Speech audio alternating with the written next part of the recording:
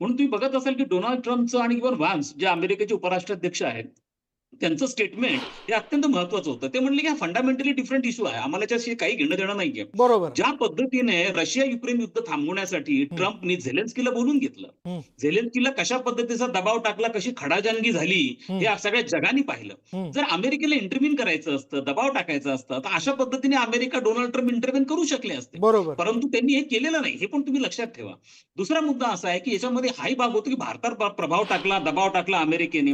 अमेरिकेने भारतात चुकूनही दबाव टाकलेला नाहीये. हं, यामध्ये एक बाब लक्षात घेणं गरजेचं आहे, की पाकिस्तानचे परराष्ट्र मंत्री, हं, पाकिस्तानचे नॅशनल सिक्युरिटी ॲडवायझर हे अमेरिकेच्या संपर्कामध्ये होते. हं, त्या संदर्भात जो आयएमएफचं बेलआउट पॅकेज त्यांना डिक्लेअर झालं 1.4 बिलियनचं, हं. ते रिलीज करण्यासाठी काही कंडिशन्स टाकल्या जाण्याची शक्यता नाकारता येत नाही. बरं. दुसरा मुद्दा असा आहे, की या संदर्भामध्ये पाकिस्तान आणि अमेरिका या दोघातली चर्चा चालली होती. त्यांच्या डीजीएमओने आम्हाला सांगितलं शस्त्रसंधीचा प्रस्ताव दिला. हं, आपण कुठेही ऑफिशियली कोणत्याही आमच्या प्रेस कॉन्फरन्समध्ये अमेरिकेचं मेडिएशन होतं, हं, अमेरिकेने कोणती चर्चा केली असं कुठेही आपण ऑफिशियली एक्सेप्ट केलेलं नाहीये. हं, त्यामुळे अमेरिकेचा दबाव भारतात पडणं शक्यच नाही आणि तो कसा हं, काय टाकेल? हं. अहो, तुम्ही ज्यावेळेला रशियावरती 5,000 सँक्शन टाकले, तेव्हा त्यांचे सगळे सँक्शन धुडकावत आपण रशियाकडनं 16 अब्जचं तेल विकत घेतलं. ते बरोबर. दिवस गेले आता. भारत दबावाखाली येणं वगैरे प्रकार. हं, आम्ही आता उघडपणे अमेरिकेला पण सांगायला लागलो, की आमची नॅशनल इंटरेस्ट पॅरामाउंट आहे हं, आणि जेव्हा गलवानचे संघर्ष होतात, चीन आम्हाला धोका देतो, तेव्हा कोणता युरोपियन देश पुढे येतो आणि चीनवरची टीका करतो हो? हं. मग तुम्ही का अपेक्षा करता? या बरोबर. सगळ्या गोष्टींसाठी युरोपियन आणि अमेरिकन इंटरेस्ट प्रोटेक्ट करण्यासाठी भारताने पुढे आहे. तर भारत आता या गोष्टी करणार नाही. हं. फक्त लक्षात घेणं गरजेचं आहे,